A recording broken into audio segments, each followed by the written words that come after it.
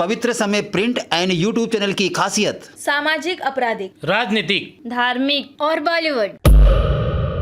नमस्कार, मैं हूं राजकुमार विश्वकर्मा। आप देख रहे हैं टुडे फ्लैश न्यूज और पवित्र समय न्यूज।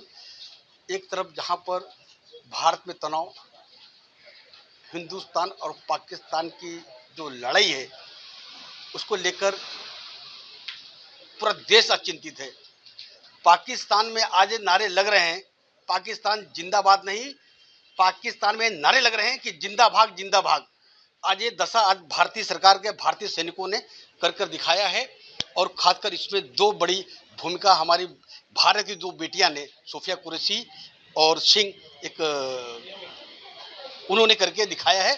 और उसी तरफ दूसरी हमारी यहाँ पर बेटियां हैं, आज संघर्ष कर रही हैं सिर्फ दो लोगों के लिए। कारण क्या है कि मानसून आने वाले मानसून में लेकर महानगर पालिका हमेशा पूरे मुंबई के अंदर उस इमारत की जांच पड़ताल करती है जो इमारत पूरी तरह से जर्जर हो जाती है।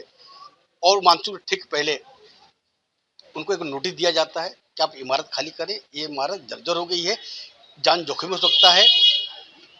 हालांकि पिछले कई वर्षों से, पिछले कई महीनों से स्थानीय बिल्डर और चौल के लैंडलॉर्ड ने इस इमारत को इशारे के तहत इसको डेवलप करने का काम किया था। We are the residents of 223 building, and it is an urgent request to the BMC to make up the house and give us, because the house is demolished and we don't have a house to live in. So please, we request the BMC to make up the house and give us, build a house and give us. What is your name, ma'am? Rosie Fernandez. 223 के हम tenants हैं और आज 15 साल से हम लोग सफ़र कर रहे हैं सिर्फ दो आदमी की वजह से। वो दो आदमी बोलते हैं कि हम बनाने नहीं देंगे बिल्डिंग, और उसकी वजह क्या है ये हमारी समझ में नहीं आता कि इसकी वजह क्या है, बनाने नहीं देंगे और क्यों नहीं देंगे। बिल्डर से जाके बैठो, बात करो, एग्रीमेंट बनाओ, भाड़ा लो, और लैंडलॉर्ड से जाके भाड़ा लो, और बिल्डर बिल्डिंग बनाएगा। अब ये बिल्डिंग बनेगी नहीं, टूटेगा नहीं, बनेगा नहीं, तो हम लोग कब तक घर से बेघर रहेंगे। कितने वर्षों से रह रहे हैं आप लोग?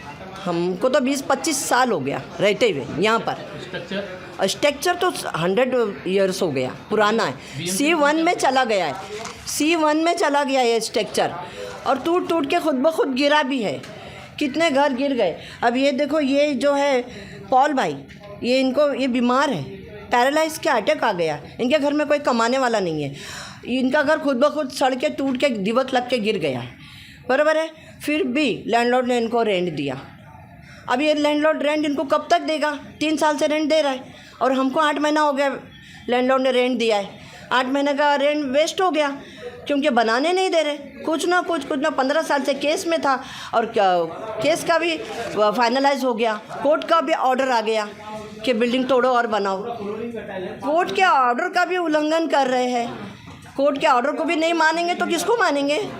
और क्यों सब दो आदमी के वास्ते सारे 21 टेनेंट क्यों सफ़र करेंगे? बीएमसी से हमारी गुजारिश है कि इसको आके डिमोलिश करो और बनाने के लिए दो लैंडलॉर्ड को। बिल्डर ने आपको कितने दिन का अल्टीमेटम दिया होगा, कितने दिन में बिल्डिंग और इमारत खड़ी कर देंगे? 1 साल का रेंट दिया, और बोला 1 साल में मैं बिल्डिंग खड़े कर दूंगा। मगर 8 महीने तो ऐसे ही वेस्ट हो गए। ये लोग खाली नहीं कर रहे, दो टेनेंट्स। ये बोलते हैं कि हम खाली नहीं करेंगे, और क्यों नहीं करेंगे इसकी वजह क्या है? और बीएमसी क्यों नहीं तोड़ रही? C1 में जब बिल्डिंग आया तो बीएमसी को तो ऑर्डर है कि तोड़ना चाहिए। बीएमसी क्यों नहीं तोड़ रही? क्या पैसे खा के बैठ गए क्या बीएमसी इन लोग के? हाँ, बीएमसी को भी लोग, और फिर मामा का नाम बीच में डाल के सियासत मोड़ दे रहे हमारी बिल्डिंग को। दिलीप मामा का नाम लिया कि दिलीप मामा ने सब कर रहा है, डेमोलिशन करवा रहा है, मीटर निकाल रहा है, वैसा कर रहा है। दिलीप मामा को क्या ज़रूरत है ये सब करने की? हाँ, ये हमारा घर टूट गया, गल गया, C1 में बिल्डिंग गया है, तो लैंडलॉर्ड बना रहा है, बनाएगा नहीं, तोड़ेगा नहीं तो बनाएगा कैसा? तोड़ेगा ना। तो बीएमसी से हमारी रिक्वेस्ट है कि इसको आके ये भी दो आदमी को डेमोलिशन करो, इनका भी लाइट पानी क्या है काटो, और इनसे भी हमारी गुजारिश है कि आओ लैंडलॉर्ड से भाड़ा लो, एग्रीमेंट साइन करो, बनाओ और खाली करो। ये दो टेनेंट से भी मेरी रिक्वेस्ट है। ये दो आदमी के वास्ते 21 आदमी सफ़र क्यों करेंगे, और हमारा घर कैसे बनेगा? ये दो आदमी की दादागिरी ऐसी नहीं चलती है। हाँ, तुमको कुछ तकलीफ़ है तो बोलो। जो एक्स्ट्रा मांगे थे, वटले पे इन लोगों ने घर बनाया था, लैंडलॉर्ड से इनका केस इसी बारे में चालू था। अब लैंडलॉर्ड बोल रहे हैं ना कि मैं वो वटला भी तुमको दे रहा हूँ, वटले पे जो तुमने बनाया वो भी मैं तुमको दे रहा हूँ। क्या नाम आपका है? मेरा नाम शमा आपा। शमा आपा, ये बताइए कि आप लोगों की जो एरिया है घर की, कितना स्क्वायर फीट है? मेरा अकेले का नहीं, सबका तकरीबन एक जैसा, सबका अलग अलग है। सबका अलग अलग है ना रूम। आपका कितना मेरा है? 500 है। 500 तो हाँ, मेरे बिल्डर को 500 देने का वादा हाँ किया। हाँ 500 लिख के दिया। जिसका जितना उतना बिल्डर देने का हाँ वादा किया। उतना ही देगा। एग्रीमेंट में लिख के दिया। एग्रीमेंट में लिख के दिया है, जितना है उतना दूंगा। मगर इन लोगों को एक्स्ट्रा जो बनाया है वटले पे वो भी देने को तैयार है ये लैंडलॉर्ड बोलो, बिल्डर भी वही है, लैंडलॉर्ड भी वही है। वो एक्स्ट्रा जो बनाया है इन लोगों ने एक्स्ट्रा ऑर्डिनरी वटले को घेर के, उसका भी ये लोग एग्री किया कि हम वो भी तुमको दे रहे हैं। उसके बावजूद भी ये लोग बोलते हैं कि हम बैठ के बात करने को रेडी नहीं है, तैयार नहीं है, हम बनाने नहीं देंगे, बीएमसी आई तो भगा देंगे। ऐसा क्यों? ये दो आदमी की तरफ से सारे आदमी सफ़र क्यों करे भाई, क्यों तकलीफ़ उठाए? हाँ, और मेरा और आप क्या कहेंगे? क्या लगता है आपको कि दो आदमी की वजह से पूरे 21 लोगों को तकलीफ का सामना करना पड़ा? माझा जन्म इथे झाला आहे 223 223 बिल्डिंगमध्ये झाला माझा जन्म. माझे लग्न झालं, माझी मुली पोरं झाली मला. आम्ही येथे राहतात, पण आता बिल्डिंगची परिस्थिती एकदम खराब झालेली आहे. तर जमीन होती, आम्ही माझा फर्स्ट फ्लोअरची रूम होता. माझी जमीन आहे ना ती अशी वॉप झाली, चालताना अख्खी जमीन हलते. तर केव्हा माझी फॅमिली पडणार, खाली जाणार, काय करणार, ते कोणाची जबाबदारी आहे? हां, आता बिल्डर आता आपल्या लँडलॉर्डने घेतलं, इनिशिएटिव्ह घेतलं आहे बनवायला, पण त्याच्यात आता माणसात पण त्याच्यात लढतात, बनायला देत नाही. मग काय करायचं आता, कुठे जायचं? तर BMCला रिक्वेस्ट करतो मी, प्लीज याची काहीतरी इनिशिएटिव्ह घ्या लवकर आणि आमचं बिल्डिंग घर बांधून द्या. आम्ही इथे झबडतो, आम्ही इथे हे आम्हाला तकलीफ होते. माझी आई आहे, 80 वर्षाची आई आहे माझी. तिला काय करणार आम्ही घेऊन? कुठे कुठे फिरणार तिला? 88 वर्षाची आई आहे माझी. आता माझी आई बेडवर पडलेली आहे.